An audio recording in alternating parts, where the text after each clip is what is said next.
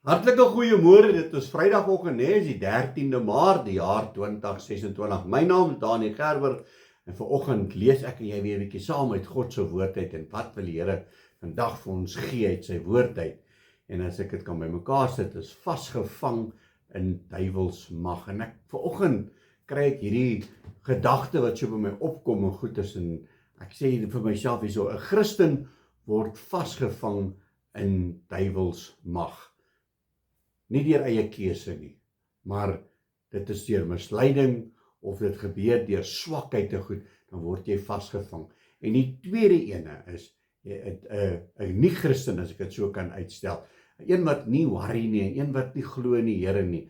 Hy is vasgevang in duiwelsmag, maar dit deur sy eie keuse, want hy kies om die duiwelse goeders te doen. Hy kies om nie in God se wil te lewe nie. Nou ek en jy het 'n keuse om uit dit uit te kan kom. En goed, op partykeer soos ek gesê het, 'n Christen, as ek dit so kan vat, hy glo in Jesus Christus, hy weet die Here het vir my sondes gesterwe, ek is deur die doopbad, maar dan kom die vyand deur misleiding, deur ons swakhede, en hy kom en hy maak vir ons, laat ons vasgevang word in duiwelsmag. Nou, hoe word jy vasgevang in duiwelsmag? Pornografie. Baie Christene, baie mense wat op 'n Sondag in die kerk sit en wat sy Bybel lees, is vasgevang in pornografie. Baie Christene is vasgevang in dwelms, in alkohol, en alkoholmisbruik en allerlei goeters. Jy sien dat jy wil nie, as jy kom net nie daar uit nie, jy is so vasgevang in hierdie duiwelsmag. Jy weet dit wat jy doen is verkeerd, maar jy weet nie om daar uit te kom nie. Hoor wat sê God se woord vir ons in Romeine 7 verse 15. Hy sê, want wat ek doen, weet ek nie, want wat ek wil, dit doen ek nie, maar wat ek haat, dit doen ek. En as ek doen wat ek nie wil nie, dan stem ek die wet toe dat dit goed is. Maar nou is dit nie meer ek wat dit doen nie, maar die sonde wat in my woon. Want ek weet dat in my, dit wil sê in my vlees, niks goeds woon nie. Want om te wil is by my aanwesig, maar om goed te doen, dit vind ek nie. Is dit nie maar wat met 'n kind van die Here gebeur nie? Met 'n Christen? Hy wil nie hierdie goeders doen nie, maar hy kan nie homself beheer nie. Hy weet nie hoe om daar uit te kom nie. Hy sê in verse 19, want die goeie wat ek wil, doen ek nie, maar die kwaad wat ek nie wil nie, dit doen ek.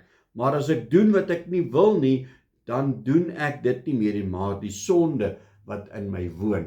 Hoe raak ek ontslaaf van hierdie goed? Hoe gaan ek sê, elke oggend, dan staan ek op en sê, Here, ek wil nie dit doen nie. Here, help my, en as ek myself kry, boomerang, dan gebeur dit. Is dit nie wat met 'n Christen gebeur nie? Hoor wat sê God se woord vir ons. Hoe gaan ons hierdie ding teëstaan?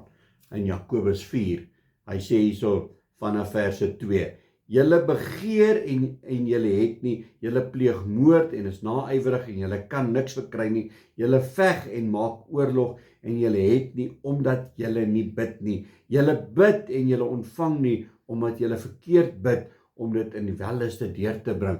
Is dit miskien dalk die geval, ons bid, maar ons bid nie opreg nie, en ons bid nie, en ons vra nie, Here, ek gee hierdie saak vir u. Ons probeer ons uit ons eie uit ontslae te raak van hierdie dwaalleer en van hierdie verslawing en alles so goede.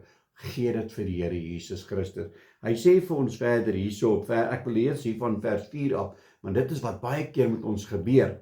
Hy sê, egbrekers en egbreeksters, weet julle nie dat die vriendskap van die wêreld vyandskap teen God is nie? Wie dan 'n vriend van die wêreld wil wees, word 'n vyand van God. So wanneer ons hierdie goedjies waarmee ons so verslaaf is, ons hang hierdie goed aan, dan raak ons 'n vyand van God.